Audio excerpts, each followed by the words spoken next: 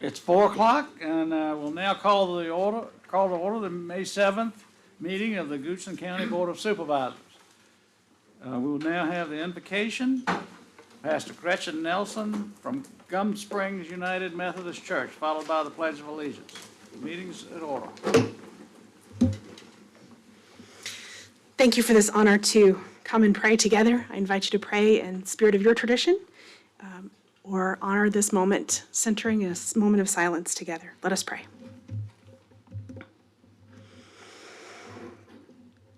Creator of us all, in joy and delight you formed us, opening up whole universes, filling them with wondrous mysteries of your grace, drawing us toward one another in ways that spark our curiosity to know more about how we came to be. Thank you for this marvelous opportunity to explore and live together. Those who have walked this path before us give us courage and hope for the work that we need to do to strive toward harmony in our neighborhoods and our counties. Today, these representatives and residents are come to share community, investing time for this holy work of relationship building and care for your flora and fauna and people alike. Bring to this work wisdom, discernment, and compassion. Guide each of us to experience each other with grace. Open our hearts to one another in this often challenging work of creative community building. May we together invest our energy to continue to delight with one another in this beautiful gift called life. We lift our voices in hope with one another and in your grace, offering our prayer in my tradition and others in their own. Hear us, O God, one and three, incarnate among us in Christ. Amen. Amen. Now, if you all join me as we honor our country with the Pledge of Allegiance. I pledge allegiance to the flag of the United States of America and to the republic for which it stands, one nation, under God, indivisible, with liberty and justice for all. Thank you. As you can see, I'm sitting in the chair's seat, and please bear with me as I try to conduct this meeting. Unfortunately, our chair, Charlie Waters, is unable to join us tonight. He has some health issues. You can also see we're running a little lean. We are minus another board member who's away in Norfolk, Virginia with some training and education in connection with his work. So also, I'd like to take this opportunity. I just found out that CASA just graduated a class about an hour ago, the Powhatan Goochland CASA. So we congratulate them. That's all I have right now. Mr. Vick, do you have some comments? Mr. Chair, members of the board, I have several items coming up the upcoming month for you. Tomorrow, Wednesday the 8th, running from 9 o'clock to 6:30 p.m., we'll be holding an emergency shelter functional exercise at the Goochland Sports Complex. There will be two parts of the exercise. The first part in the morning will allow DSS to practice shelter management. Second part in the afternoon will allow the Red Cross to practice shelter management. The complex will be closed to the public and school on this day. That's tomorrow. We also have coming up in Election District 4, located in the northeastern area of the county. As you know, we've experienced residential growth since the county adopted its new election district map after the redistricting.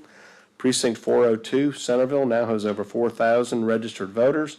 In order to decrease the wait time and provide better service to voters, the General Registrar and the Electoral Board have asked the Board of Supervisors to create a new election precinct identified as Precinct 403 West Creek. The polling place would be within the Avery Point Senior Living Community. On April 2nd, 2024, the Board scheduled a public hearing to be held at its June meeting in order for residents to provide input on this. The public hearing is scheduled for June 4th, 24, starting at 6 o'clock p.m. in this boardroom meeting. Citizens and the board should be aware of that. Also coming up, as you are, I'm sure, aware, Goochland Night and Goochland Day will be held May 17th and 18th, sponsored by the Goochland Day Foundation with great support from Goochland County. This is yet another example of what makes Goochland County such a great place. Board members and members of the community are reminded of the parade Saturday morning. Monday, May 27th, county offices will be closed for Memorial Day as we remember those who gave the ultimate sacrifice in defense of our freedoms. Convenience centers will also be closed that day. And then finally, our document shredding and household hazardous waste collection event is Saturday, June 1st, from 9 o'clock to 1 o'clock for Goochland County residents. It's going to be located at the old fairground property at Fairgrounds Road, 2744 Fairground Road. Mr. Chairman, those are the events we have coming up. Thank you, Mr. Carpenter. Now we have requests for postponement of agenda items or additions or deletions or changes in order of presentation. Excuse me. Given the absence of two members of the board tonight, with consensus of the board, I will be moving item number 4 on our agenda later on this evening to item number 1 under public hearings with the intention of seeking a deferral to a date when all members will be able to participate. Are there any other proposed modifications to our agenda? All right. Today, we've got 3 proclamations in front of us. The first recognizes May 2024 as Older Americans Month. I may fit into that. And we have with us Ms. Cheryl Good, who represents them. The second recognizes May as Goochland County Business Appreciation Month. And we have with us representatives from the EDA, including Chair Ben Sloan and Sarah Worley, Director of Economic Development.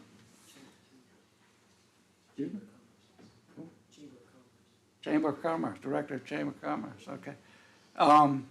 And the third recognizes May 5th through the 11th as Public Service Recognition Week, representing our HR department with Ms. Ashley Hall and Shelby Boardman here to represent them. So I'm going to come forward and we'll present those as Ms. Biskewitz will read them.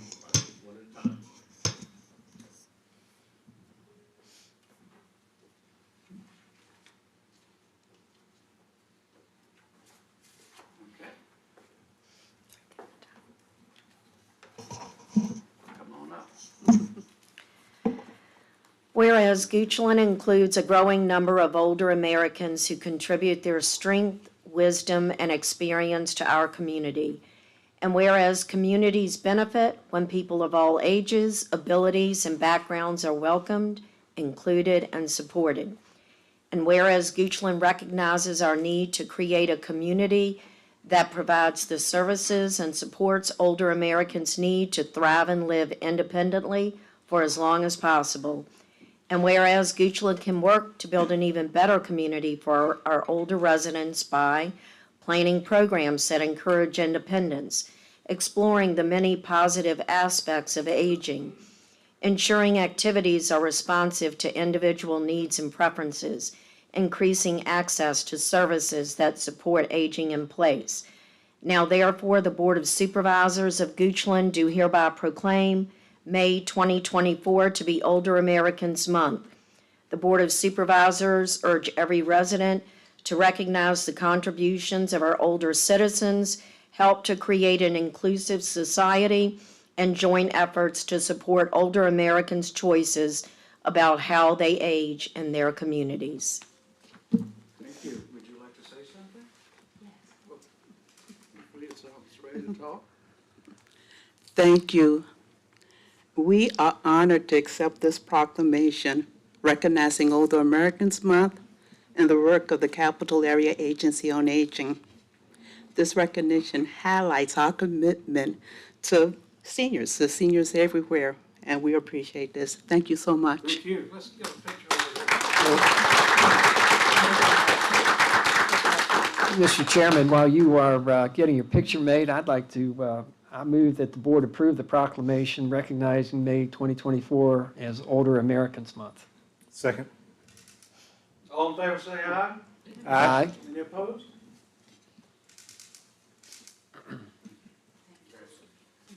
All right.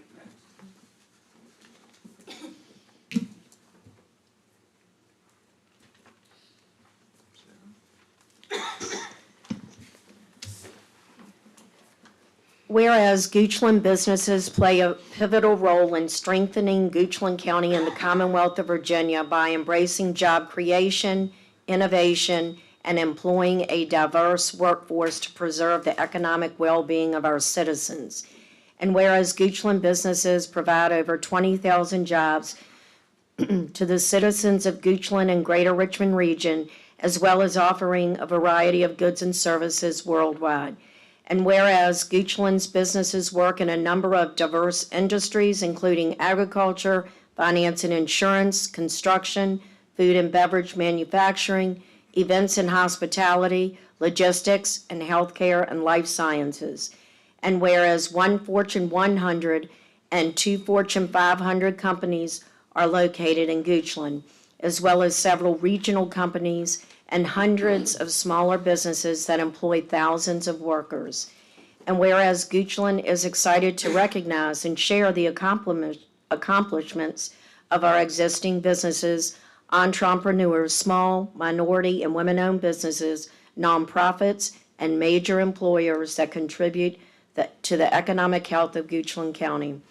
And whereas Goochland wants to highlight its business community to be citizens of Goochland, so they understand and appreciate how our businesses help drive the Goochland economy forward.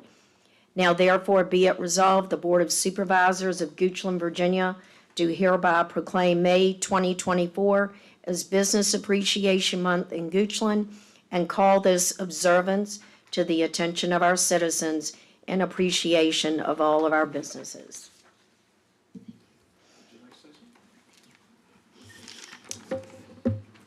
Board members, thank you for your continued support for our business community.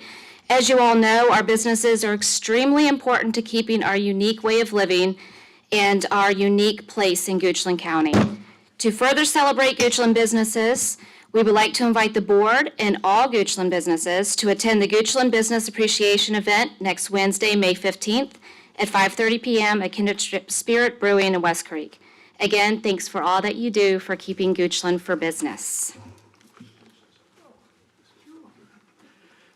Mr. Chairman, honorable members of the board, county administrator, Madam Council, Madam Secretary, thank you very much for passing this resolution. As you know, business is very important for the revenue of Goochland County. It's very important from the standpoint it doesn't put the burden on the residential tax base as much and enables us to keep a low tax base. We just hosted the Powhatan EDA, who came across the river to speak with us about how Goochland does it. So we actually gave a lot of the accords to the Board of Supervisors and to the staff in particular. But it's very important that we maintain our 18+% of the revenue coming in from businesses. They're actually at a 92-to-8 ratio, which is something they're working to dramatically increase.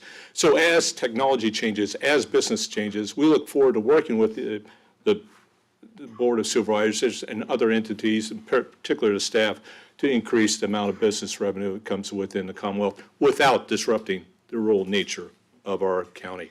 Thank you, sir. Thank you.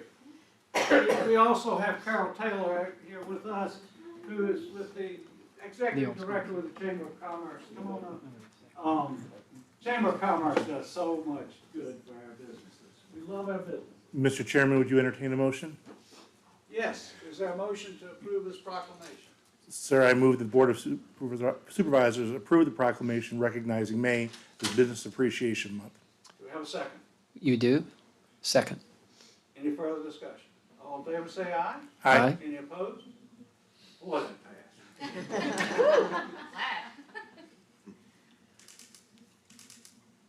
Thank you all.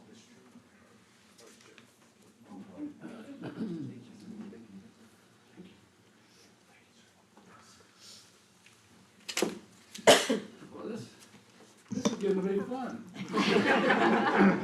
All right, madam, Okay, one more. come on, ladies.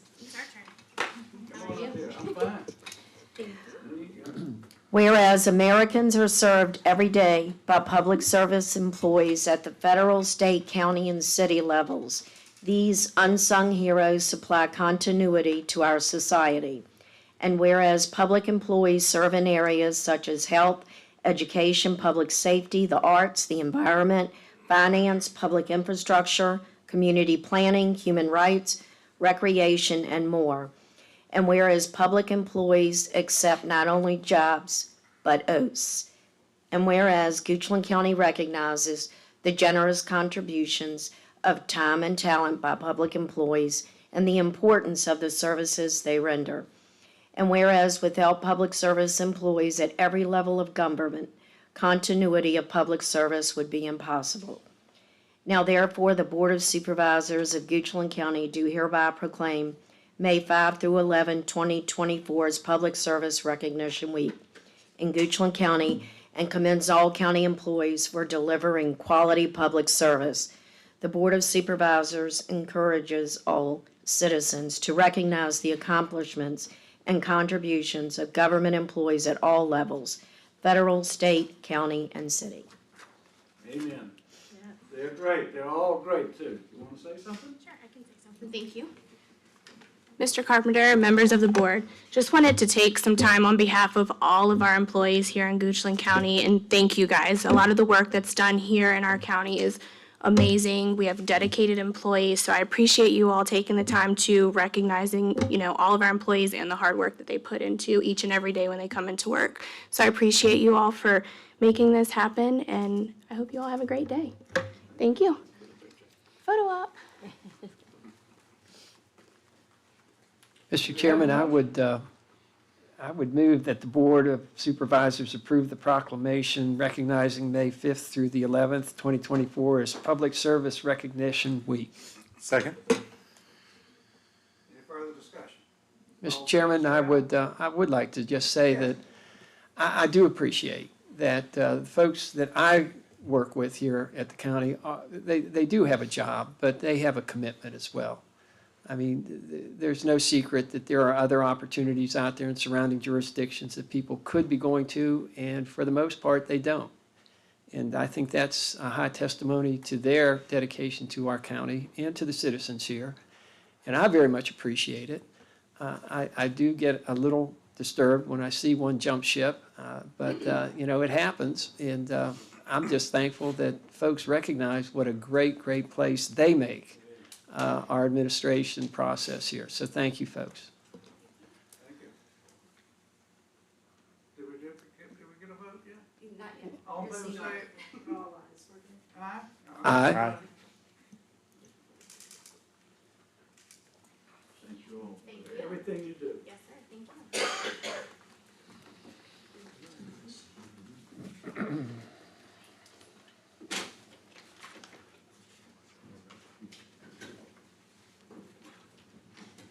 Kind of a fun thing for this job.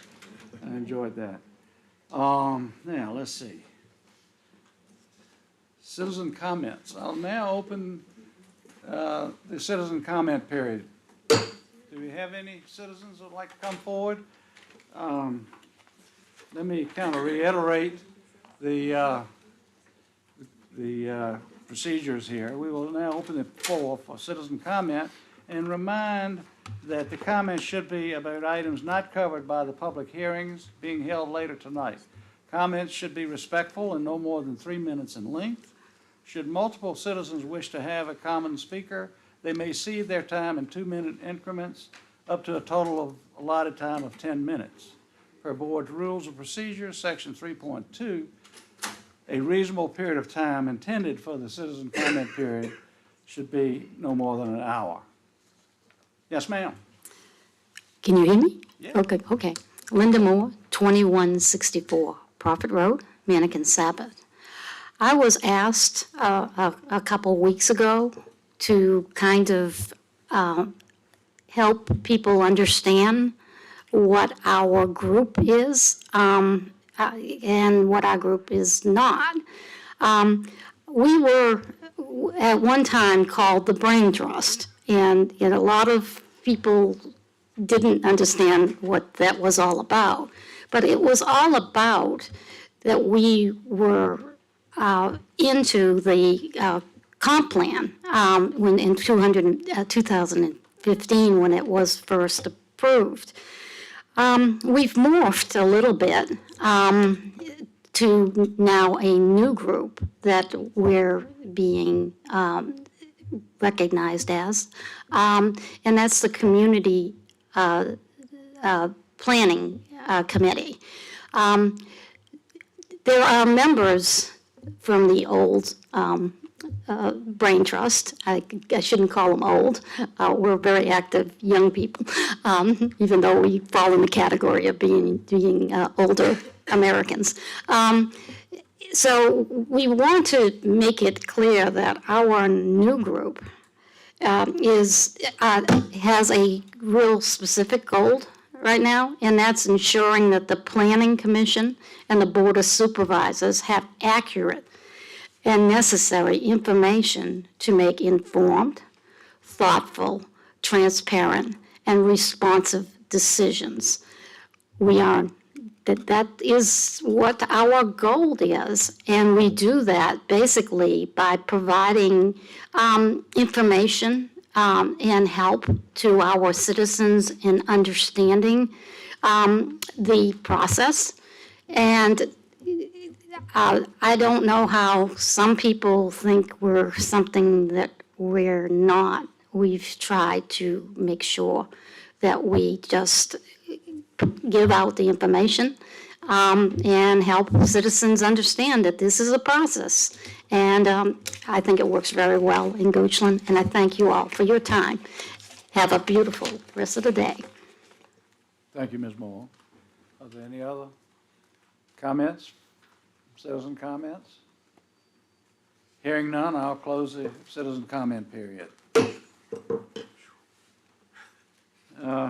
Now we'll get into reports. Well, now we want to approve some minutes, I guess, first.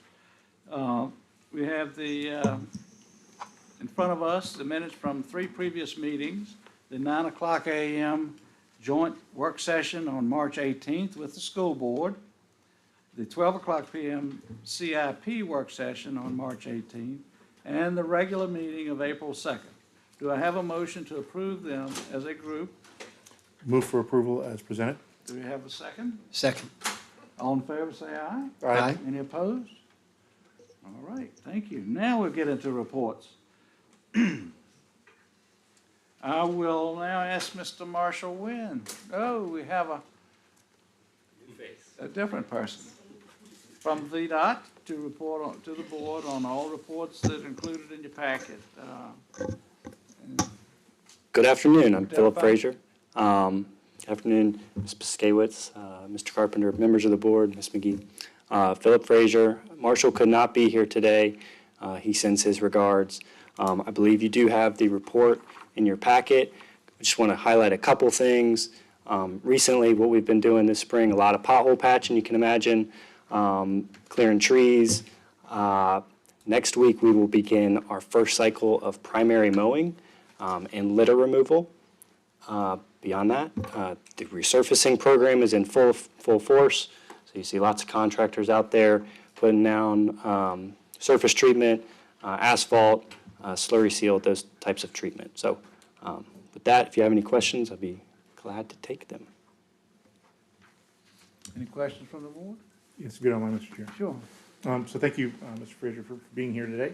I've asked for this for the last 3 years in a row and I've never gotten it, so maybe I got lucky this year, 4th time's a charm. But we have some citizens that are very active.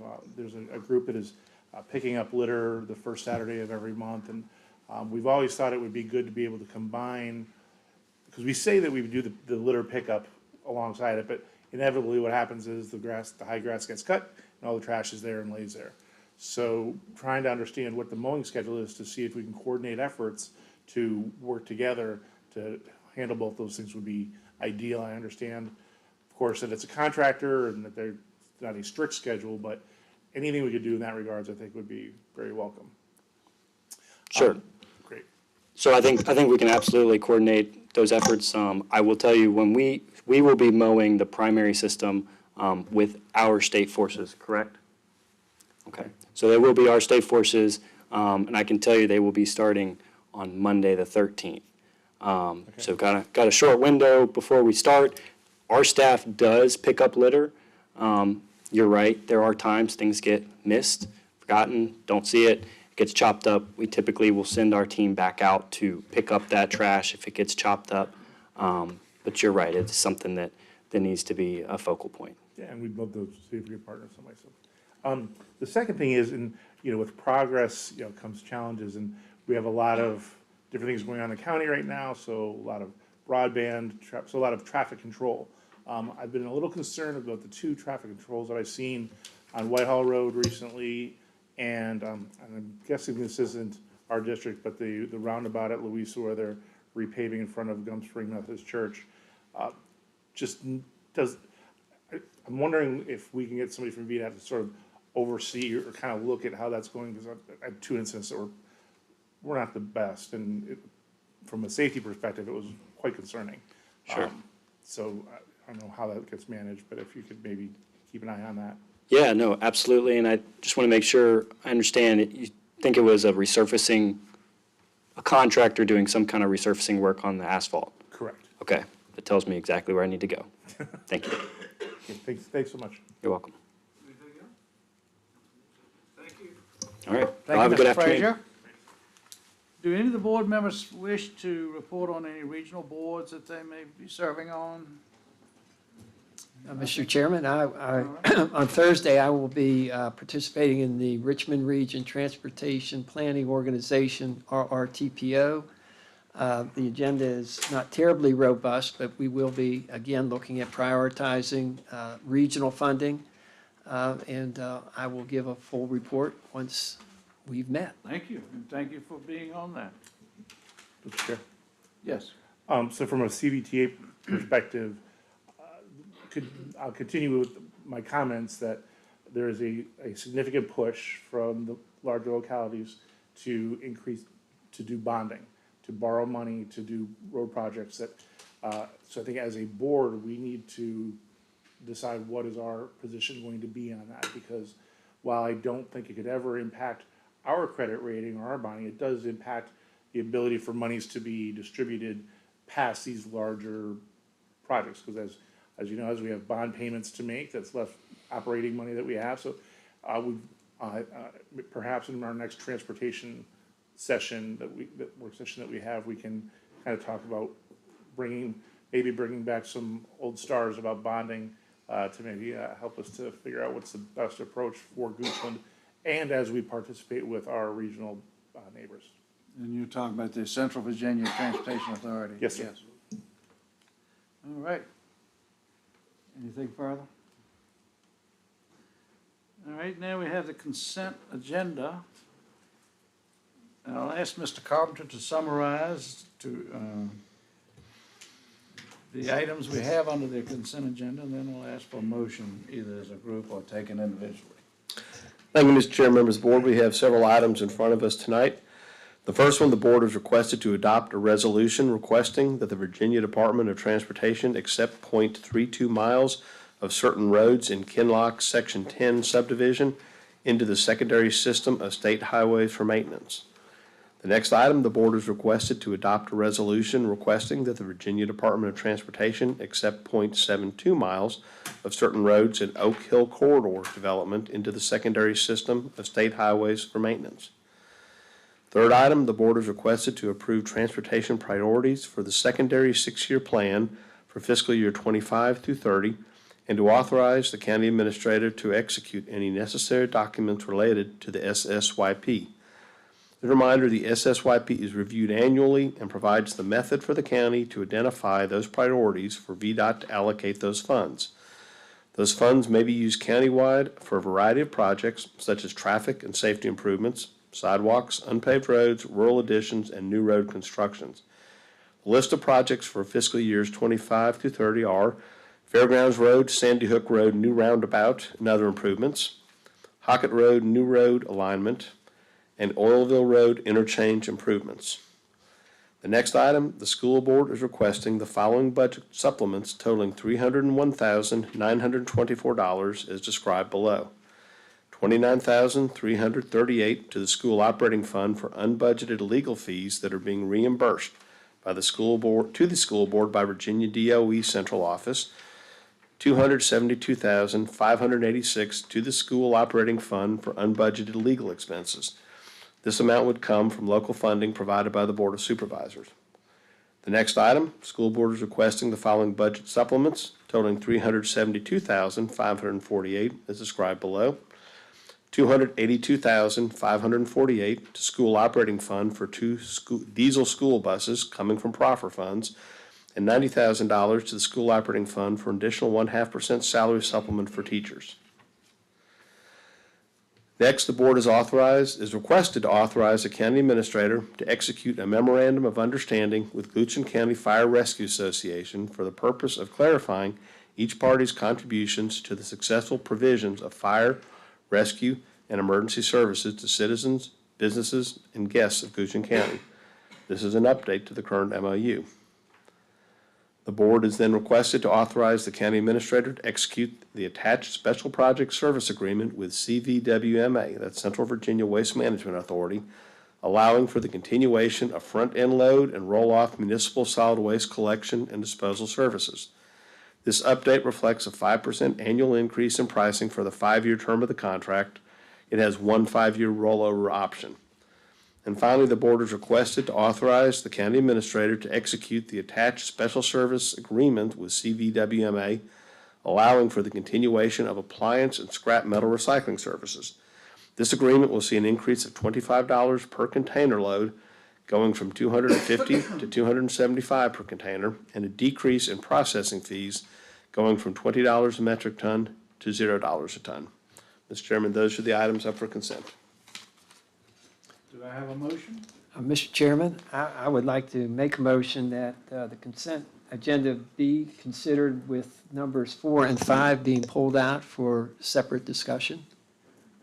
Second. Any further discussion? All in favor say aye. Aye. Aye.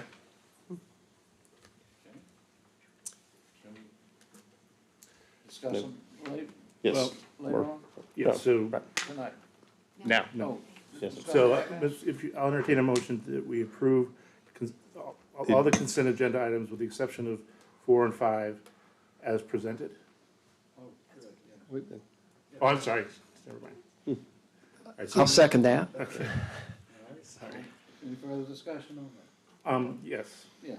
so you're getting ready to call for the vote on all of them? No, Or just- except the 2 that have been pulled out. Okay, so yes, I did have a question. For the memorandum of understanding, Mr. Carpenter. Yes, What has changed in that? I don't recall. Is this just to engage in conversation, or are we signing the MOU? No, so this would be signing the MOU that we've been working with. And the chief can go over some of the details of it. It's allocation of costs is mostly what it breaks down to, is how the costs are allocated and responsibilities for certain operating aspects of the buildings themselves. Yeah, I don't know, as we talked about that, and then it didn't really call out what was changing, so I appreciate you taking Yes. time. Chief. So good afternoon, Eddie Ferguson, Fire Rescue Chief. So for many years now, we've had a memorandum of understanding with the Goochland County Volunteer Fire Rescue Association Incorporated in the county of Goochland. Obviously, all funds from the operating budget to the CIP to ambulance cost recovery to donations raised by the association goes to operate the fire rescue department. You all are very familiar with the fact that 5 of the existing fire rescue stations are owned by the association, and you have graciously loaned money recently to promote the renovations at Station 1 and now the large renovation that's occurring at Station 5. And so in looking at that, about every 5 years, we negotiate or look at the new MOU. And typically what occurs is a few more expenses get passed along to the county and taken off the plate of the association. However, when you look at the commitment of the association to raise the funds for the renovations and pay the loans back, the interest-free loans that the board has so graciously provided, they have no less skin in the game. They're just focusing on, those other capital assets. As time has gone on, we have hired more county staff in the fire stations. There's roughly 63 career firefighters that are assigned over 3 shifts that work throughout the county. And so things like washing machines and appliances and so forth, we're using those things every day, not just occasionally. And so they do wear out. Some of the things that are new to the present proposed MOU would be appliances such as ice machines, washers, dryers, gear extractors, kitchen appliances, pest control services, apparatus, bay doors. The bay doors go up and down a lot more recently, and with the increased call volume, and so we have bay door maintenance required more often. And that can be quite costly when you have Amelia door or Apple door coming out to work on bay doors. And we've started to already pick up some of those expenses because it just seems like the right thing to do. One of the larger areas of cost would be parking lot maintenance. This also includes paving parking lots, repairs, resurfacing, painting, and also snow removal. Fire suppression systems and monitoring, as far as the building's concerned, some of the fire stations have the hood systems in the kitchen. They have to be inspected every year. And so therefore, we have, there's inspections and fire extinguishers that are on the wall of the stations. And certainly, our operating budget has in the past covered some of that, but not in a consistent manner. Operational uniforms and PPE is not a new item. I think it was an opportunity to put it in the new MOU. For 30 years plus, the county budget has provided for turnout gear and uniforms and so forth for all personnel, volunteer and career in recent years since 2009. In addition to that, operational equipment has always been covered. Fire rescue, fire alarm monitoring, alerting systems, computer prop, and so forth, as well as security, surveillance, and access control systems. They're the major things that have shifted or being proposed to shift. And by far the largest of the item, where the most money is, that is definitely a CIP item, would be any type of parking lot paving or repair. And we do have some of those in the CIP in the outer year, just in anticipation that this possibly would be approved. So there's plenty of time to work with the CIP. It's not in the next FY25. I hope that helps. Very, very much so. Thank you, Chief. Yeah, the association raises, I'm going to give you just broad numbers, $500,000 a year, 500,000 come in, and about 500,000 go out. And we're trying to do more to raise donations from our citizens. And I think you can expect, it's a good opportunity probably to say that all citizens can expect the annual spring fund drive letter from the association. And my goodness, looking at the cost of the fire station renovations, and while that was the most economical way to go, we need the money to pay that off and pay those loans back. And that helps keep the tax rate low in Goochland County because there's a shared partnership and shared expense, and not all the funding comes from one place. So I hope that makes sense. Thank you very much. Any other questions? Thank you, Mr. Ferguson. Thank you, Mr. Winfrey. I want to get straight on this motion. Do we need a motion to remove the 2 items? I think you've already had a motion from Mr. Lyle that was to remove the 2. So we need a vote on that. And now, Then we'll vote on the remaining. We voted on that. We already voted. I And think then we did vote my on that. motion was to approve To all but approve the those 2. remaining ones, okay? So, can that's we where I have a believe we second? stand. Yes, that was seconded by Mr. Lyle, and There's a second from Mr. Lyle, so all in favor say aye. Aye. Aye. Aye. We haven't already done so. Motion approved. Thank you. I told you all to bear with me as I go through this. Yeah. so next, do you want to have discussion on pulled item number 4? Yes, let's do that. Okay. You wanna- Well, I think the protocol would be for me to move that we approve it and have discussion on it, or do we have discussion and then move? I'm going to put you on the spot, Mr. Chairman. I'd be happy to have a motion to approve it, and then I'll open it up for discussion. Do we have a motion? Yes, sir? I move that we approve it. Second? Second. Mr. Bunau. So now, any further discussion? Yes, Mr. Chairman, thank you for asking. I got my packet on Friday, and as I was reading through this, I was trying to see where what we were doing meshed with what previous conversations have been, and that has been, how do we address the compensation compression or disparities between other localities in Goochland County? And if it's okay for an Army guy to quote the Marines, we had to improvise, overcome, and adapt. Did I get that right? Yeah, okay. My intentions are good. But what this item doesn't do really is address, that's what we're trying to do.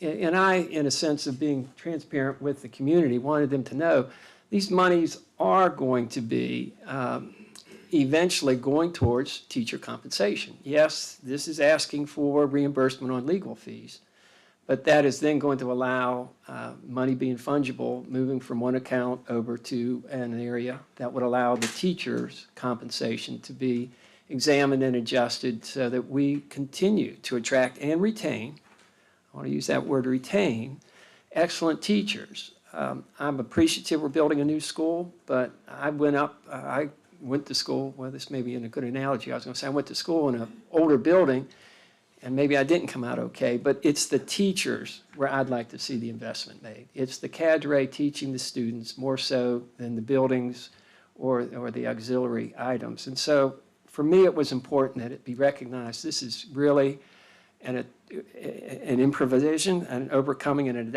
adaptation to address the teacher compensation issues that the schools have told us is important. I've had conversations with all 5 school board members. They tell me it's important. I have confidence in their fiscal restraint, and if they say it's important, I'm willing to support that. So that's why I asked to call this out and pull it out, to make sure that it wasn't, oh, we're reimbursing legal expenses. Yes, we are, but the end result is that we're addressing teacher compensation. And these comments are going to be real similar to the next one, too. So that one will be a whole lot shorter. So, Mr. Carpenter, can you distinguish for me what 660 is for the 301-924?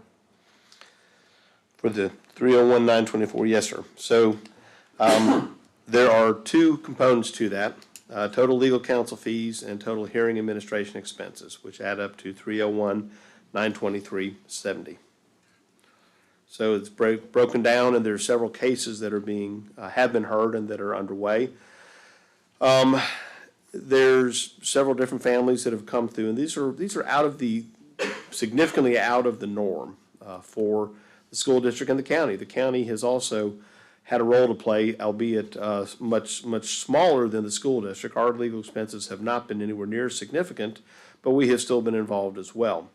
So in this case, the legal fees that are incurred by the school division council and legal fees are paid in full by Goochland County Public Schools, and then they're reimbursed at a partial rate by VDOE.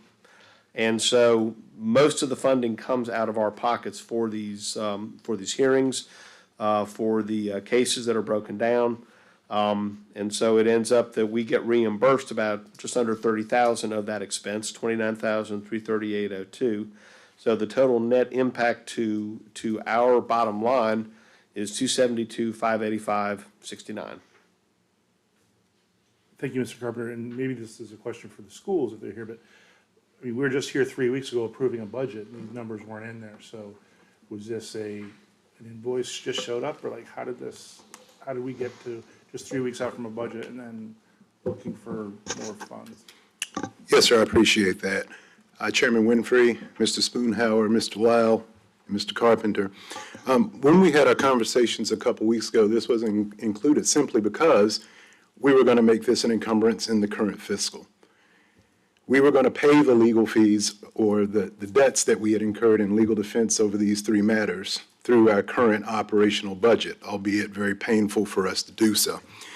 Subsequently, I had conversations with the county administrator seeking help from the county, and it certainly helps us in that monies that we would have paid legal fees with can now be repurposed and hopefully requested for reappropriation to help us in our efforts to better compensate our teachers in the upcoming fiscal.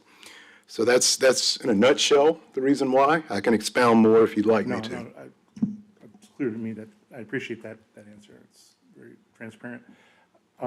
So where then are these, so these aren't, this isn't just moving money around, this is additional money from, where is this coming from our budget? From our budget, it'd be coming from our unallocated reserves. We just had the third quarter projections of about $2.9 million, and so it would be coming from county reserves. Okay, thank you. Mr. Carpenter, I would further comment. My expectation in what I've been hearing for the last several months is this is a one-off. This is an attempt, and Mr. Carpenter actually observed during the workshop that as soon as this is put in place, we're subject to what another county does. And that county may increase their scale, as I heard Henrico did. They did 7, we did 5.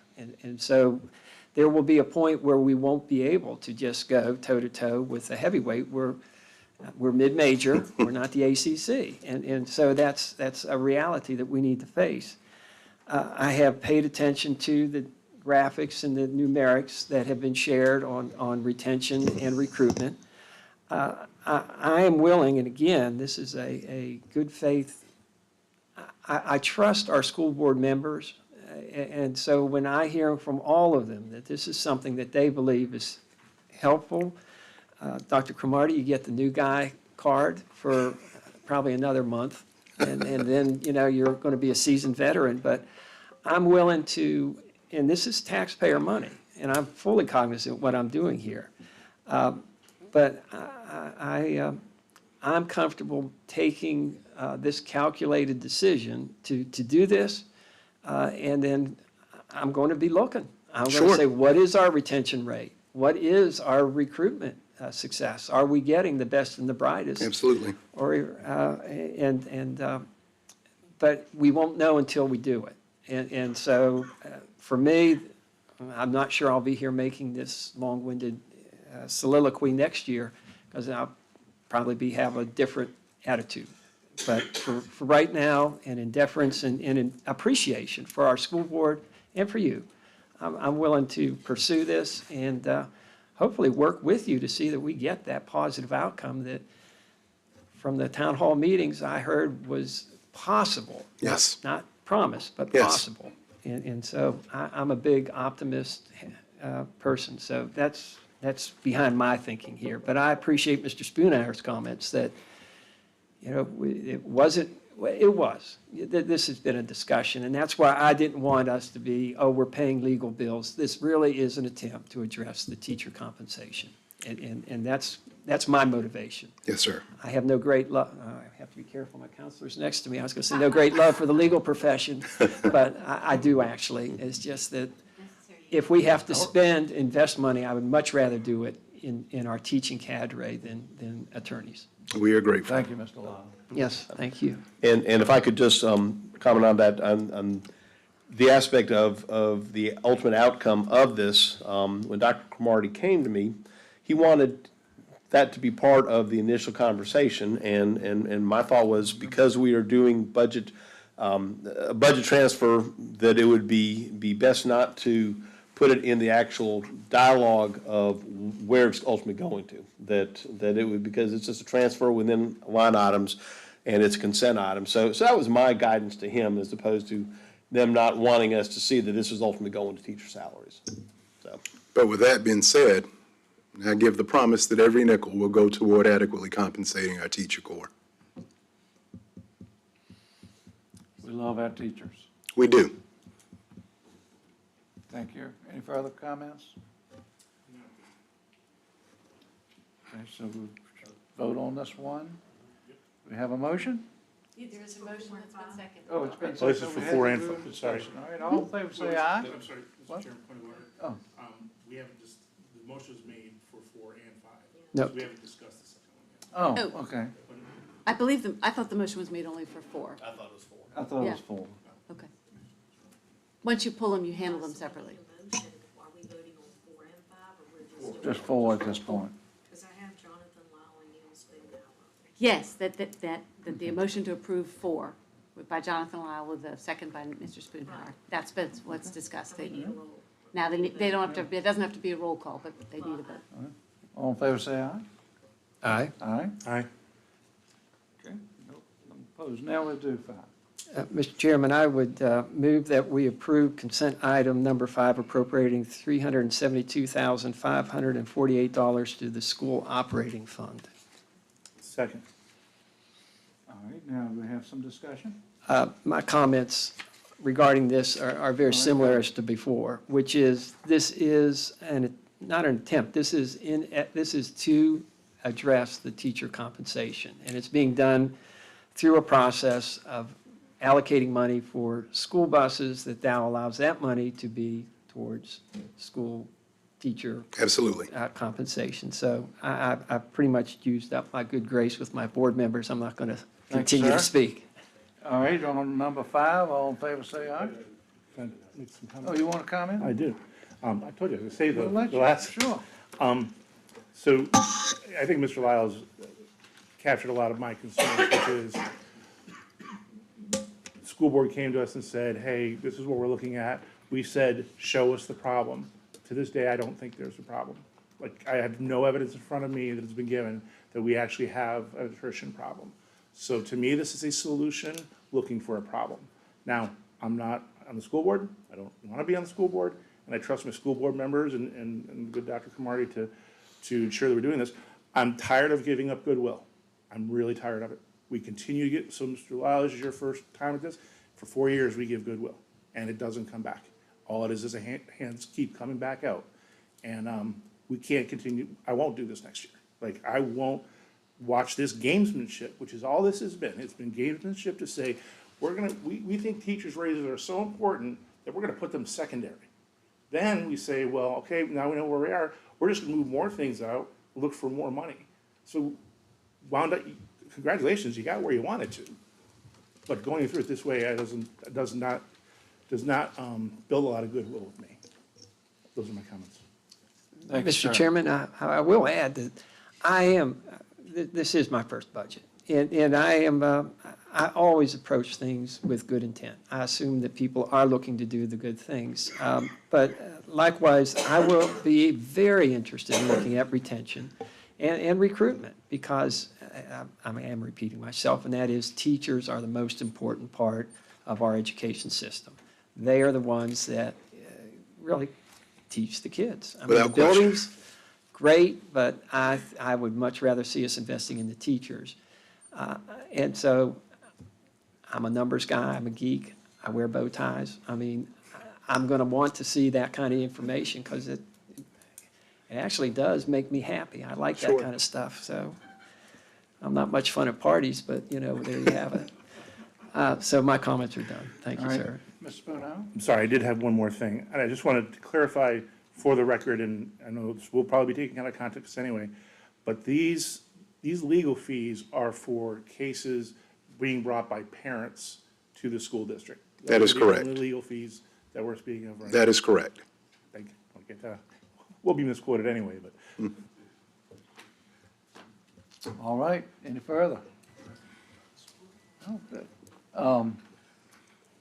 All in favor, say aye. Aye. Aye? All right, thank you. We now move into, thank you, Mr. Cromartie. Thank you. Doctor. Now move into new business. Tonight, we have 3 committees to make assignments to.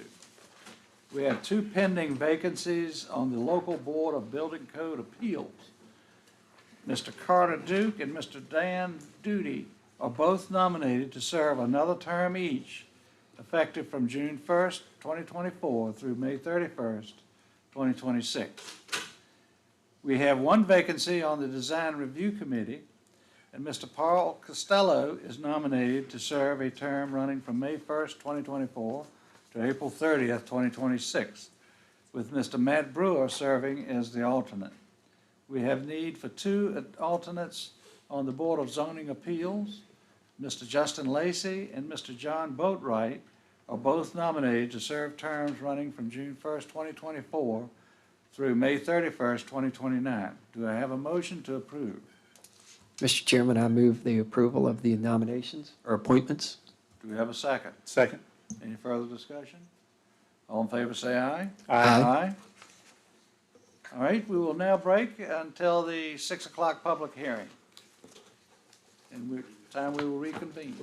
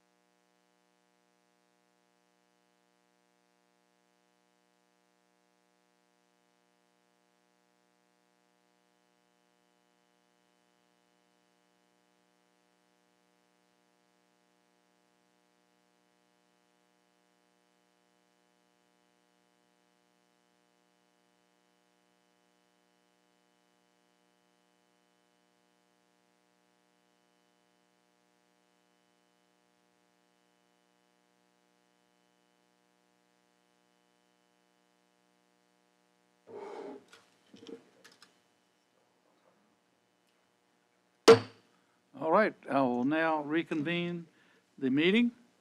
You're looking at me tonight as the sit-in chair. Unfortunately, Charlie Waters, Chairman Waters, is away with some health treatment.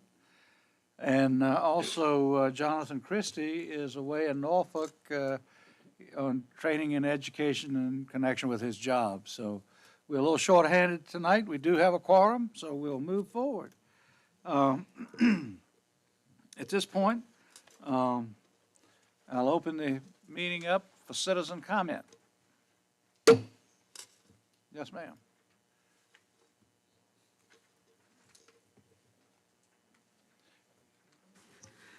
Hello, I'm Michelle Garman, 4003 Royal Virginia Lane, and I've been here the last 2 months. I've had some communication with Mr. Carpenter since I was here in April, and I sent him a copy of the Virginia hunting and trapping regulations that address the issue with hunters getting too close to properties. And specifically, I was talking about regulation number 78, which reads, "It shall be unlawful for any person to engage in hunting with a firearm or to discharge a firearm within 100 yards of a dwelling house or occupied building not his or her own." And that's a regulation that I would like to see added to the current regulations here in Goochland County. I know I'm in District 1, but I'm sure all your other districts have subdivisions and may be experiencing the same issue. And maybe people don't know about these regulations, and therefore they're not here supporting getting that in there. Any questions for me? Okay, see you all in June. Thank you. Any further citizen comment? Anyone want to come forward? Hearing none, I'll close the session.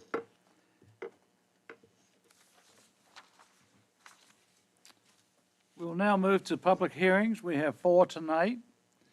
I have previously moved item 4 up to item 1. That is a county zoning amendment, ZOA 2023-0003, to improve access management and update road standards.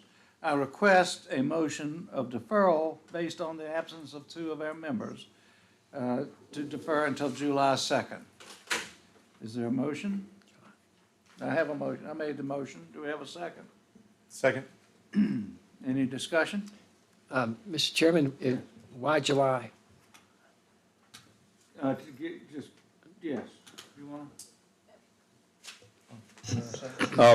Yes, Ms. Lyle. Staff looked at the upcoming agendas and wanted to make sure that the timing of it would be, first of all, that it would land on a month where we did not have other significant issues as well. And also there was just the need to make sure that, again, the June agenda is a pretty packed agenda, so. Thank you for your answer. Thanks. Thank you. Any further discussion? All in favor, say aye. Aye. Aye. Oh, you want to do a roll call? Mr. Spoonhour. Aye. Mr. Lyle. Aye. Mr. Winfrey. Aye. All right, thank you. Next item, rezoning application RZ 2024-0003 by Charles C. Stadden Jr. and Doris J. Stadden, requesting to rezone a 5.2 acre portion of a 23.781 acre from agricultural general A1 to residential rural RR to create one additional residential lot at 6402 Sky Lane. Ms. Sherry will present the case. Thank you, Mr. Winfrey, members of the board. Our first case this evening is a rezoning request by Charles and Doris Stadden. They are requesting to rezone a piece of property from A1 to, which is agricultural general, to residential rural for the creation of one new lot. The property is located in the far western portion of the county, as you can see on the map, and then there's an aerial that shows specifically where it is. So Shannon Hill Road is the main road out in the western portion of the county where Sky Road does connect to. Sky Lane is the parcel, is the road which the parcel is located. The property is zoned agriculturally, as are all the surrounding properties, and the rural enhancement area is what the comprehensive plan designates the property, as is all the surrounding property in the area. So just a little summary of the case. The subject property is approximately 18 acres. They wish to create 1 new acre by dividing to keep the existing dwelling and then to cut off approximately 5-acre site for a future dwelling for one of their children. Both lots would share the same driveway onto Sky Lane. Because it is only cutting 1 lot off, there is no impact through the capital impact model, and no cash proffer would be offered. Being that the property would not be able to be split again based on its size, the applicant has offered no additional or no proffers with this request.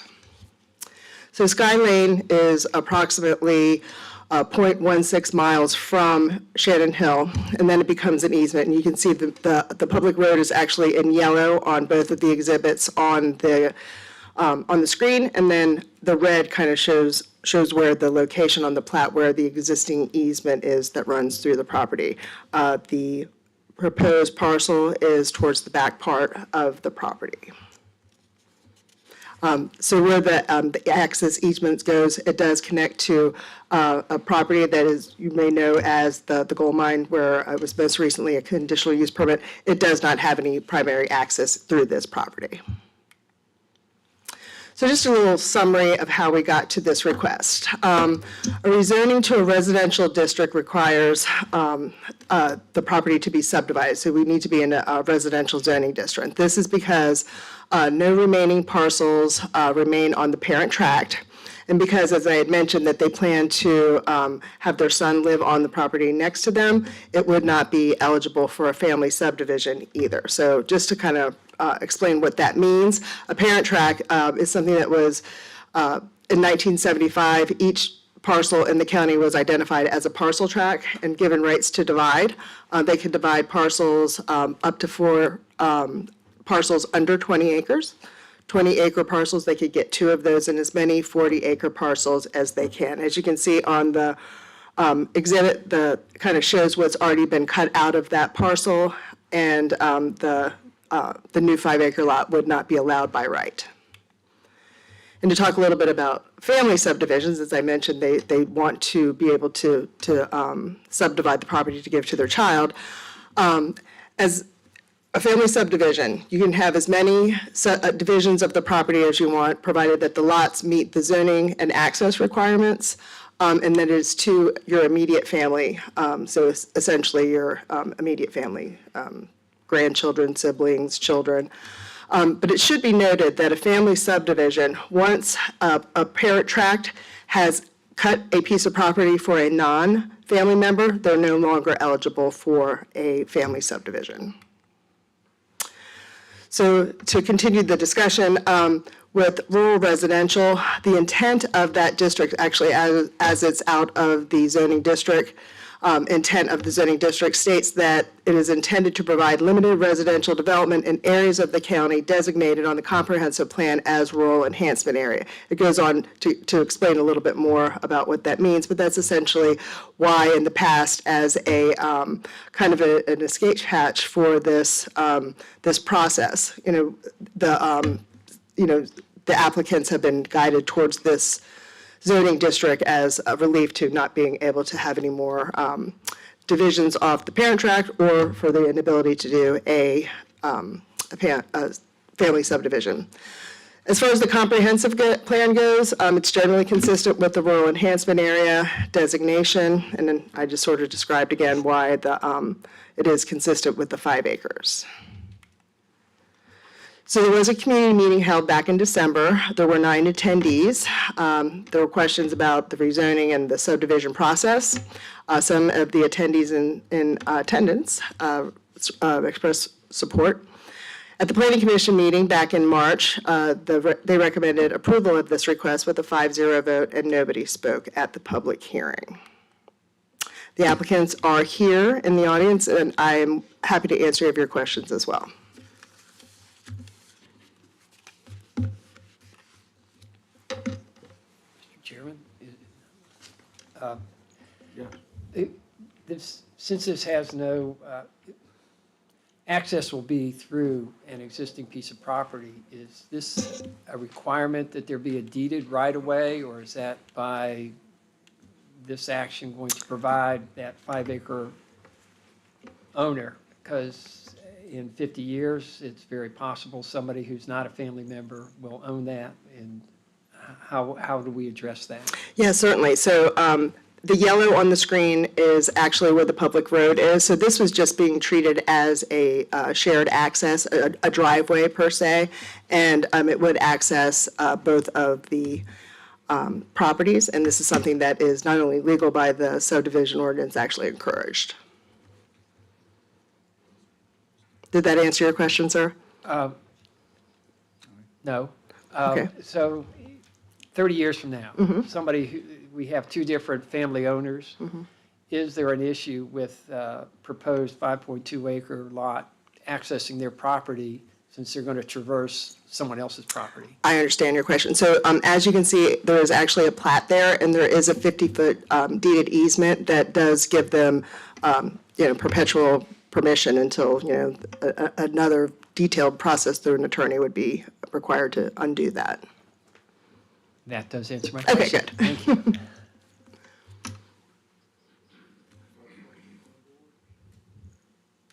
I will now, thank you, Ms. Sherry. Of course. I will now open the floor for citizens' comments. They should only be addressed to the topic. The applicant next, excuse me. All right, would the applicant like to come up? Sure. Good evening. Calvin Staten. We're wanting to break that off for our son. My wife has stage 4 COPD, and I'm the only one there, so we would like our son and the family to move in there and be able to help us both. And that's why we're wanting to do it. Any questions?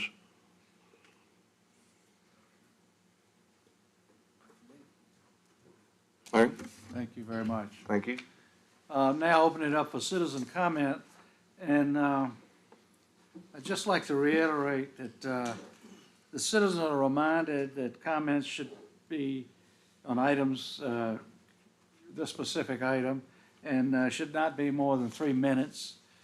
Should multiple citizens wish to have a common speaker, they could cede their time to another person to a maximum of 10 minutes. So anyone wish to come forward? Citizen comment? I'll open it now.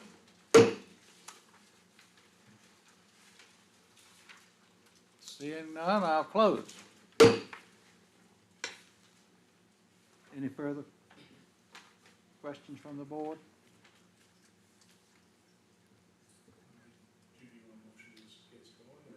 Yeah, let's get a motion. Okay, I'll make a motion just to open discussion. I move that we approve the current case as presented. Do we have a second? You do, second. All right. Any further discussion on the motion? Yes, thank you, Mr. Chair. Ms. Sherry. Thank you. Yes, sir. Can you tell me the difference between if this being a request to rezone versus a conditional use permit for an accessory family dwelling? Yes, we do have in our ordinance an option for family members to get a conditional use permit to actually build a detached family dwelling on the property. That's essentially the difference, other than this is being on a separate parcel. And yeah. Ms. Sherry, I see that there are no no proffers conditioned, which I think in this case is appropriate. But what legally does Goochland County have to stop somebody from, say, having this rezoned, selling the land, and having somebody else move in? In this case, none. That would also be true for the family subdivision at this point as well. With a family subdivision, would they be able to sell the parcels separately, or would they have to sell them both together? So you'd have the land with two improvements. So I'm sorry, I kind of mixed up our discussion. So for a conditional use permit and the accessory family housing unit detached, that would have to be sold together. Okay. Okay. That's what I have right now. Anything further? Mr. Carpenter, roll call? Well, before, I'm sorry, we have a lot more discussion. So this is a difficult one for me because I completely appreciate the situation.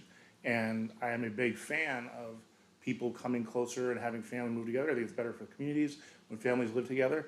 The challenge I have is that, and to my knowledge, I've never not approved a CUP for an accessory housing dwelling, which gives a little bit more protection. Our ordinances right now don't allow for any sort of protection to have this, to people move in, split up land and move on. And I'm not saying that's this case whatsoever. I'm looking at the fact that we have right now to tomorrow, because of previous zoning cases going back as far as I can see, all the way to 2007, we have 2,887 houses that could be built tomorrow without coming to this board that have already been rezoned. And I heard loud and clear from my citizens and citizens throughout, wherever I go, is that we've asked to keep a rule. And I've said, well, I'll keep a rule by making sure the growth is in the designated growth areas. So to do both is a little duplicitous in what you would probably expect from a politician, but hopefully I'm not your typical politician. But I do feel like the folks want to keep this rule and that we need to have the protections in place to be able to do that. Thank you, Mr. Chair. Thank you. Any further? I will also speak to what Mr. Spoonhour has said, and I'm going to play the new guy card because the idea of this being able to have been a CUP does keep us from checkerboarding the county. I mean, it keeps it as one parcel with two houses on it, which is focused on the family. I anticipate I will vote in favor of this, but I'm maybe just saying this out loud almost maybe for my benefit, which is in the future going forward, I'd certainly like to see us really amplify the conditional use permit auxiliary family unit, because that really does tie family to family. And it doesn't, as I asked my question earlier on access, in 50 years, it's, who knows, but it's possible that you'll have two different families owning that. My concern was, would that second family, whoever owns the 5 acre, still have access to it? And I've been assured they will. But it still is coming back to, we'll have taken this large parcel and created two, which now we got the growth going on in the western part of the county, or the rural part, if you will. So again, I really appreciate family. I mean, my grandparents, my grandmother lived with us when I was a young boy, and she may not have enjoyed it, but I sure did. So I appreciate what the request is. I anticipate, and we'll see if I do or not, vote for this. But I also really appreciate what Mr. Spoonhour has said, which is that we have a philosophy of not checkerboarding and getting this whole one-off scenario of development. But I really like the idea of family helping family. Ms. McGee, did you have a comment? I just wanted to use this as an opportunity to educate the public that we are just initiating a subdivision ordinance rewrite, which will allow us to adopt a more facile family subdivision opportunity so that folks could do this and the property would be separate, but it would be held by a family member for a period of time, to be determined by the board, and therefore much more, supportive of the family without it would stay ag. I mean, it would still be ag property at least, even though it's a new lot. And so that is starting off just now, and we anticipate having it adopted by this board or considered by this board of the whole subdivision rewrite, but including that improvement, frankly, early next year. So we're working to make an improvement. Thank you. Any further comments? Mr. Carpenter? Mr. Lyle? Yes. Ms. Spoonhour? Sorry, no. Mr. Winfrey? Yes. All right, motion passes. Next, CU 2024-0005, which is a conditional use permit application by Chris Germain, doing business as Richmond Import Services, to be located on 2.844 acres at 2552 Turkey Creek Road. Ms. Sherry will present the case. Thank you, Mr. Winfrey. Yes, this is an application for a conditional use permit to operate a automobile repair business within an enclosed building. The property is located in the Oilville Village and is within the Oilville Business Park. The property is zoned M1 Industrial Limited, and the properties around it, you have some agricultural property to the west, and then to the north and west, there is a property that has been recently zoned M2. This is for the industrial park that was before the board last year. And then the comprehensive plan does designate this area and the entire area surrounding it as industrial.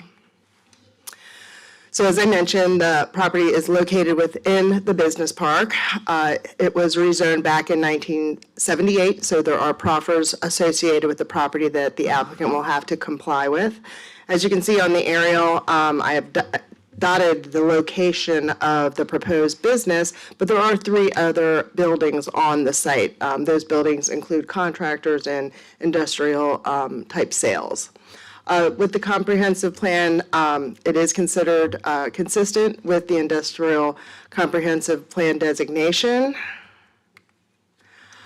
So for the proposed use, so the applicant owns Richmond Import Services, which is a repair shop that is located in Innsbruck. He is proposing a smaller shop here in Goochland, and he is proposing to concentrate on classic vehicles. He intends to have 3 employees and operate during the daytime only, Monday through Friday. The portion of the building that he will be occupying is about approximately half the building, 2,400 square feet.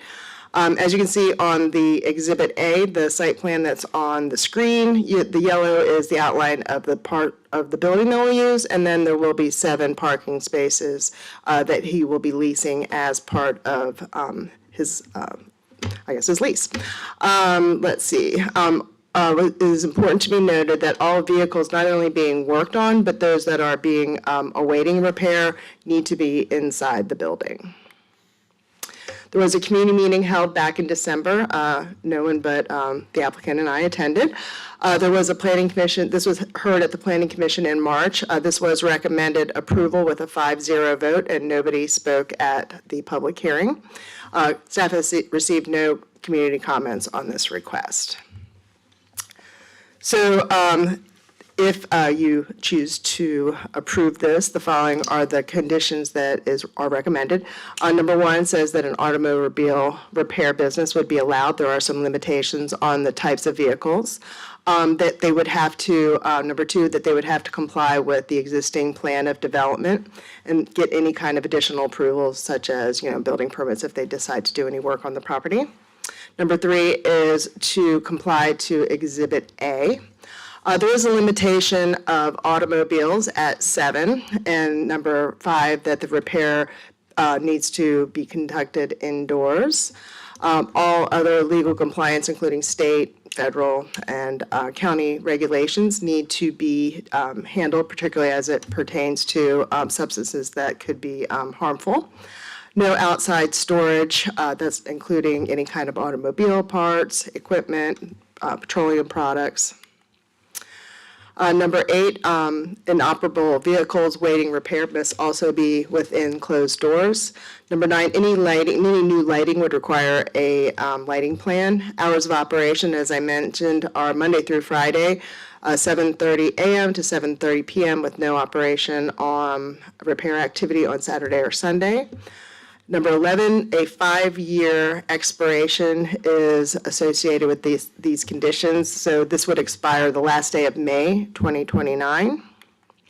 And lastly, the transfer of lease condition, which requires the applicant to notify the county if he turns the business, the CUP activities over to another leasee, or if the building is sold to somebody who then takes over those activities. That concludes my presentation. The applicant is here. I'd be happy to answer any questions. Thank you, Ms. Sherry. Of Are there any course. questions at this time from the board? Yes, sir. Yes? Ms. Shearer, I'm looking at number 4. It says, limit on automobiles, including the personal automobiles owned by the owners and the employees, no more than 7. So if we're growing the workforce and we got 3 people working there, and they drive and they park their cars. So now he's limited to 4 vehicles that he can work on? That is the way the condition reads, yes. And I'm noticing on the aerial, there are, I believe, 3 cars already in the parking lot. And I don't know, since this hasn't been approved, they're just there. 2, all right, thank you. Well, all right, those other 2 at the end. I guess my concern is that we're not handcuffing this operation by saying 7, and I'm not sure if they'll be, well, he has 3 employees. And unless they're carpooling, they're going to be 3 cars, which now means he's got 4 that he can work on at a time. And I'm just curious if that number is feasible or not. The applicant did indicate that there are 7 bays within the building, so that might be worth some consideration, but that is currently the way the condition reads. Well, let me. Yes, sir. You bring up a good point. So he's got 7 outdoor parking spaces, so employees cannot park in those? Oh, no, the employees would be allowed to, and guests who are coming So only the to ones pick up under the cars. repair have to be enclosed in the building? Correct, But it's still limited to 7. total. And I'm, quite frankly, hoping we can increase that, and I will need to ask my counselor as to how I might make an amendment to it. And this really goes against my whole DNA of negotiating from the dais, but this would be a positive on behalf of the applicant. It just, I would like to see that number bigger. Just, if he's got 7 bays and he's got 7 cars inside, then either his employees are walking to work or they're Ubering or doing something. And I'd like to be practical on this if that's possible. Understand? I might recommend, Mr. Lau, that perhaps you allow the applicant to speak and then see what makes sense. Certainly, it could make some sense for there be a limit to 7 vehicles related to the use parked outdoors, since they only have 7 lots, parking lot dedicated to them.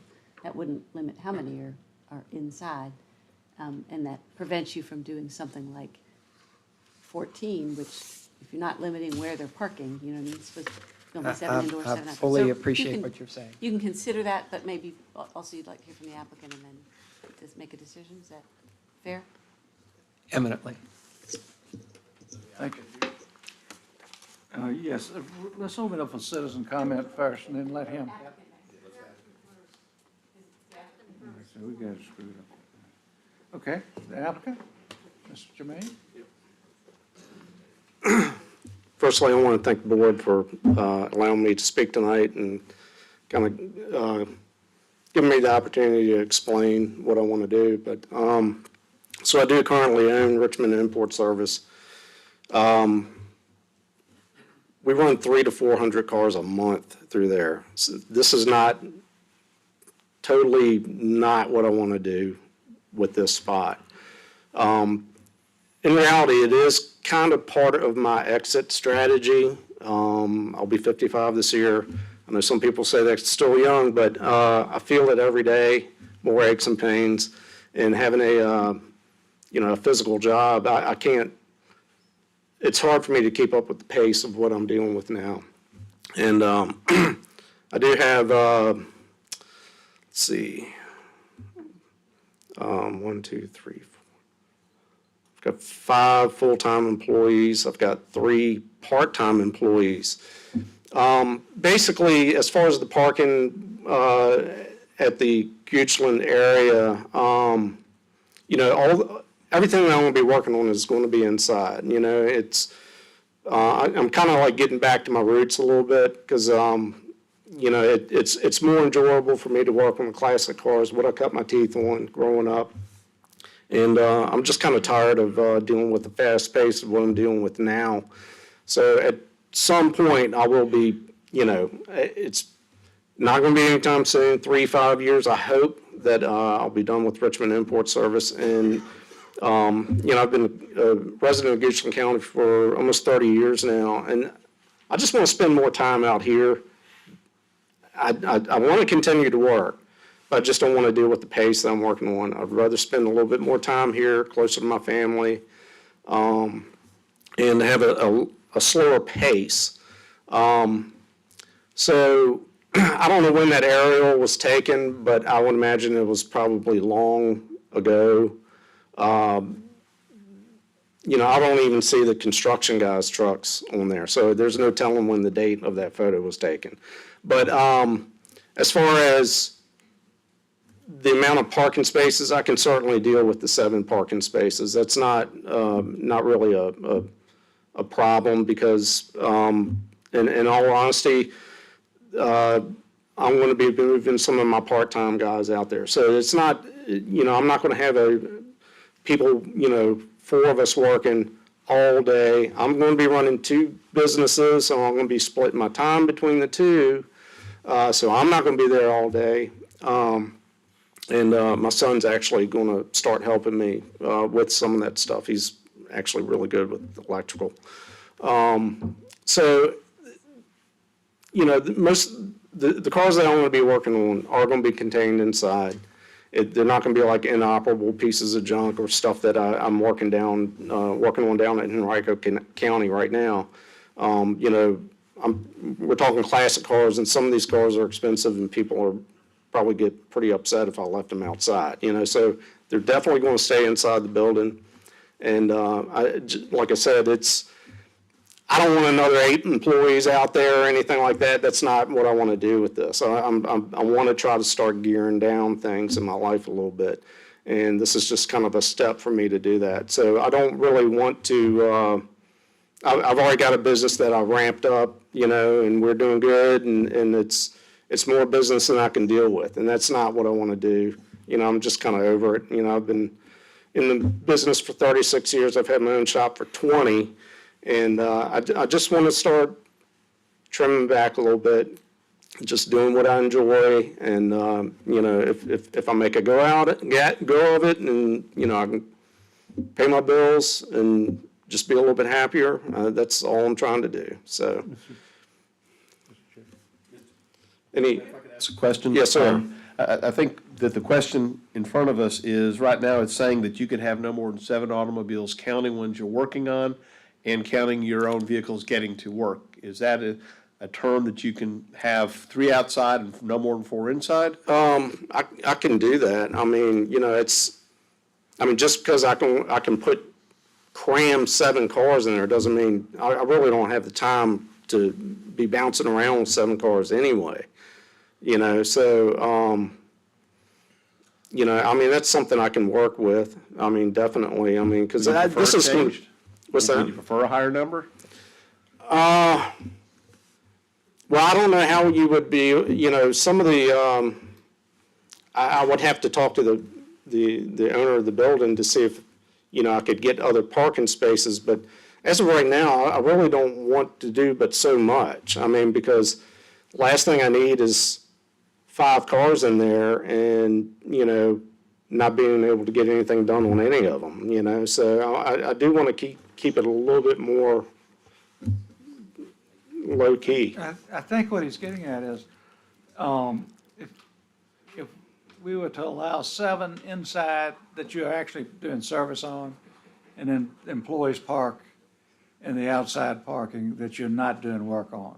Right. So that would give you a full 7, and then also have spaces available for your employees to park. Okay, I mean, if that's, And that, I think that's what Mr. Lyle was saying as well. And Okay. I think my read on this is we're willing to give that to you. oh, okay, well, I'll certainly take it, but, I think I misunderstood a little bit about that. I mean, Yeah, if I had 7 cars and they're all contained within the building, you would want you know, them I- to be your employees. yeah, exactly, so, yeah, I understand now, but, yes, so I guess that would work good, and that, for everything to work out. Right. Does anybody have any other questions for me? I do. Okay, Is a Studebaker considered a classic car? yeah. I own a few. I own a couple of them. So, so, no further questions for me? Well, I thank you again tonight for allowing me to speak. Thank you very much. All right, Mr. thank you. Crane. All right, now we'll open it up for citizen comment. Do we have anyone like to come forward and comment on this? Seeing none, I'll close the citizen comment period. All right, it sounds to me as if Mr. Lyle wants to make an amendment to this, is that correct? Well, you are so insightful, Mr. Chair. I would move that we approve the COP with amendment to the condition 4 as follows. No more than 7 automobiles related to the use of the CUP are permitted to be parked outdoors on the property at any time.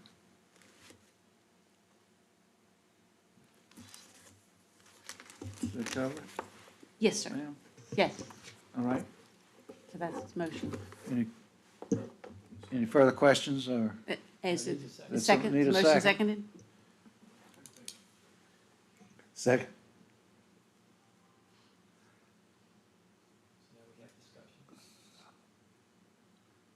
All right, now let's have a discussion. Is that okay? Is that, you understand that, Ms. Sherry? Oh, absolutely. Okay, Yeah, thank you. Thank I want to give you a chance to say. you. Thank you, sir. All right, any further discussion? All right, Mr. Carpenter? Ms. Spoonhour, Yes. Mr. Lyle, Yes. Ms. Winfrey. Yes. Thank you. I want to remind, some people came in late. I want to remind you all that we did defer the access management case that was coming before us tonight till July. So we're not going to be addressing that tonight. We've deferred it till July. Now we have another one, Ms. Sherry. Rezoning application RZ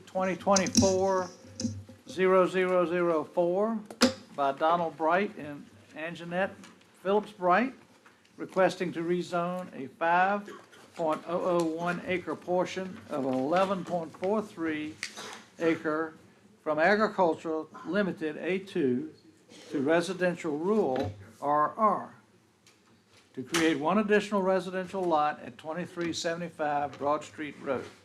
Ms. Sherry will present the case. Thank you, Mr. Winfrey. And as Mr. Winfrey stated, this is a conditional use permit request, a rezoning request by the Brights to rezone the property to a residential zoning district in order to create one new residential lot. The property is located just west of Oilville, and as you can see on the right image, it is south of Broad Street Road.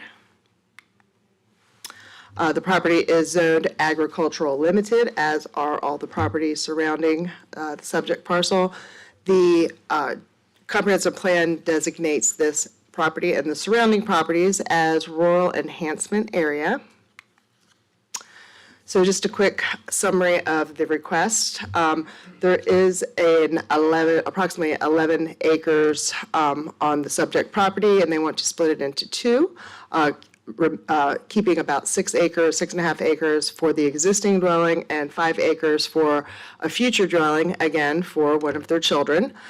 Both lots would share a driveway off of Broad Street Road. It's not shown on the conceptual plan, but it would be achievable just depending on the way the property is.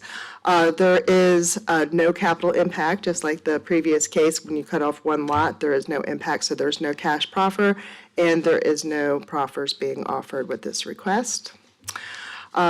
Very similar, or the exact same situation as our previous case. All of the parent tract splits have been taken, and it is not eligible for a family subdivision.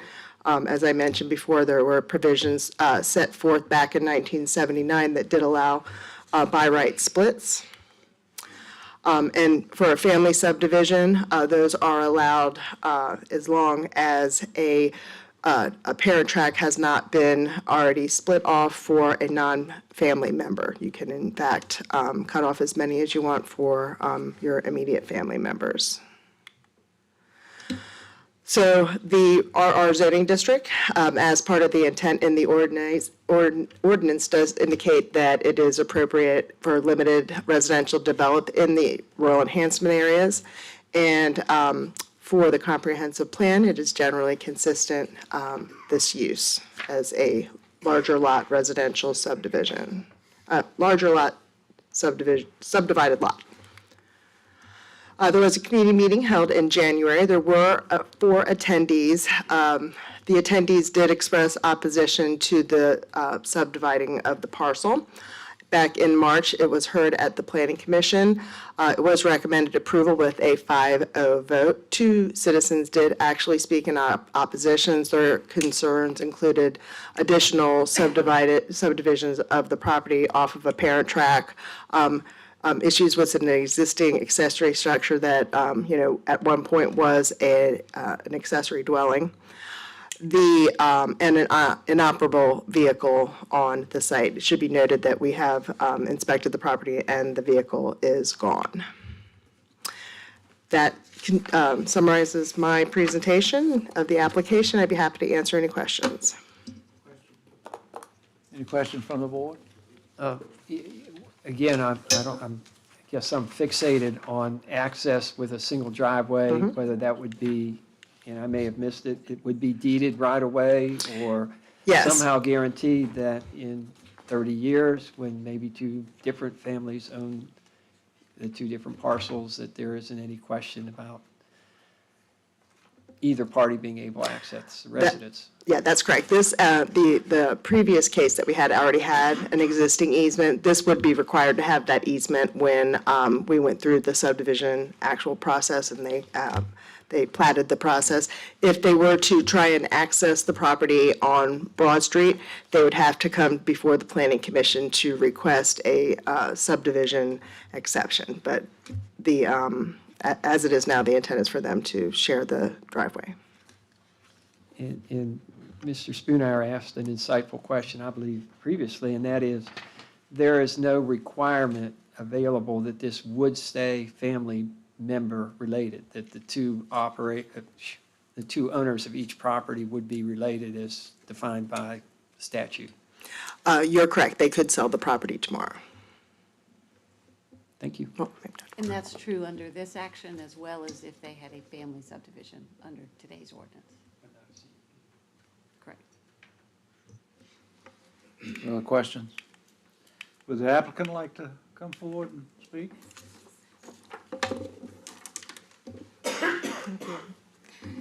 Hello. When we purchased this property, we did have the intention of splitting it into 2 pieces so that we could have our daughter next door. Our realtor was Louise Thompson. She checked in with Anita Barnes, who said it was possible. So we moved forward with the purchase. When we purchased it, there was a house and a 3-car garage. And we have spoken via phone with the person directly next to the proposed lot, Mr. Gary Abel, and he was fine with that. And the folks across the street we also spoke with while we were painting our fence, that they were fine with that as well. We have gotten approval for a regular septic system with Tyler and Youngblood. And yeah, we just really want it for our daughter to be close to us. She is a nurse. She works in the ER at night. So for her to come and go, it's nice to have somebody else have eyes on where she's arriving and leaving from.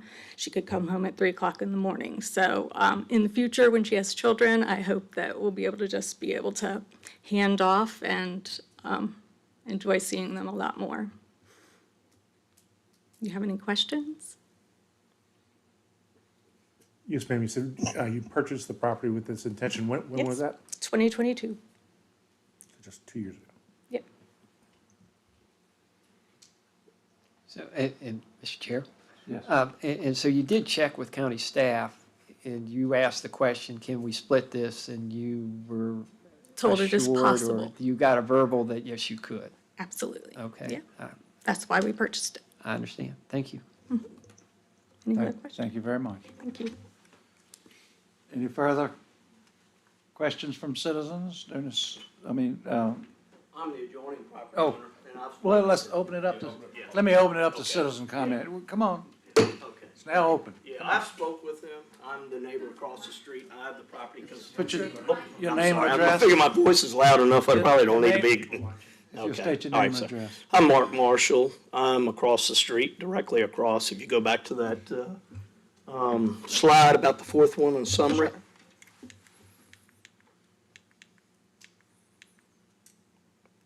Keep going. Yeah, no, you're there. Oh, one more. Yeah, one more where the pond, no, jeez. one more back. Up, gotta go, there it is. Where the little pond is across from there, that's my property. It's not as big as it is. The line comes over to, slightly over to where the orange is. I've got about 7 acres there. The thing is, I'm not opposed to this. The only thing I would ask is that we do keep one driveway, because I fight just to come out on there. That's just my only thing.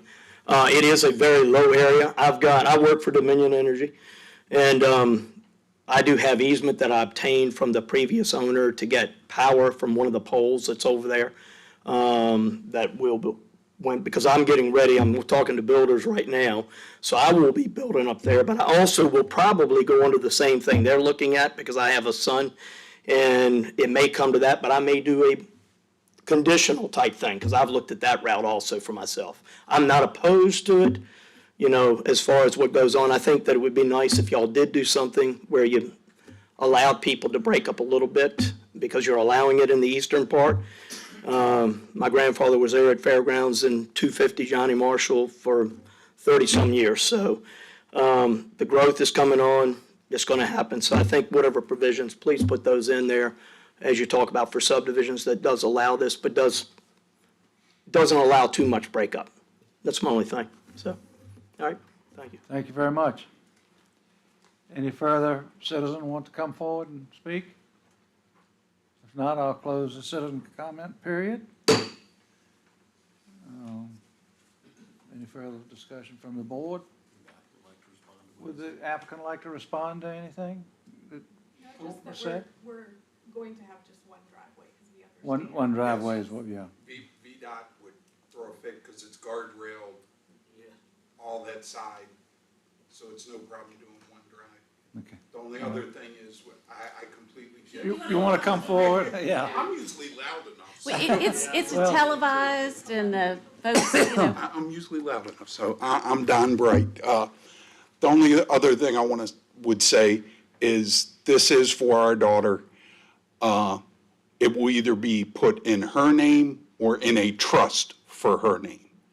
And if that needs to be a condition upon approving it, I'm perfectly fine with that. It was brought up when we went before that, same thing, you could just do it and sell it. We don't want to sell it. We want to live here. We realize that splitting our property reduces the value of our property. So giving it to her reduces what we own, but we want our child closer to us. Thank you. Thank you, sir. Any further comments? I've already closed it. All right, so any comments from the board? Any further discussion? Mr. Carpenter, if you'll do the roll call. Well, Oh, we need a motion. yeah, we do. Yeah, And we I'll got I'll a make a motion. motion. Let's see, I have to follow my script here, don't I? Get to the right one. I don't want to approve a car dealership again. let's see, here we are. There we go, okay. Mr. Chair, I move that the board approve rezoning 2024-00004 for 5.001 acres at 2375 Broad Street Road from agricultural limited A2 to residential rural RR as presented. Do we have a second? Second? Any further discussion? Yes, sir. I'm still, I'm playing through a hand that I felt was already dealt. And that is, I so appreciate that you checked with county staff, you did your due diligence, and you received commentary that, yes, this is viable and can be done. I still have a hope that as we move forward, and as Ms. McGee has mentioned, that we'll really minimize the checkerboarding. And the auxiliary family unit has a whole lot of appeal to me, where we are saying this is for family and not for, even if it's 40 years from now, someone turning and flipping the property, and we're checkerboarding our rural parts of the county. But again, anybody that wants to enhance and strengthen family relationships, how can I be against something like that? I could be, but I'm not. And so I'm going to support this when it comes to a vote, but I think looking ahead, and this would be a process that will work with staff, that the conditional use permit for auxiliary family units would be really recognized. I don't want to say promoted, but certainly brought onto the radar, and people realize we don't have to be splitting up tracts of land in order to facilitate family support. Okay. Any further comments? Yes, Mr. Chair. So all of my previous comments from the 2 cases ago still hold true, and again, I don't know. But again, this is an exact example of someone moving into the county. All the splits have been taken. Now, Ms. Barnes, I wasn't involved in that conversation. We don't have anything to document that. And she very well could have said, yeah, it can be done. You come to a zoning thing, or you do an accessory dwelling. So that could be a true statement. So again, I don't feel like we were in a position, I just know every door I knocked, keep it rural. So, thank you. All right. Seeing no further comments, Mr. Carpenter? Mr. Winfrey? Aye. Mr. Spoonhour? No. Mr. Lyle? Yes. All right. If nothing further for the good of the cause, the board will now adjourn as follows. June. Oh, motion approved, yes. Congratulations. Okay. We'll adjourn until June 4th, 2024, Board of Supervisors regular business meeting to be determined, time to be determined, and 6 p.m. public hearing. Meeting adjourned.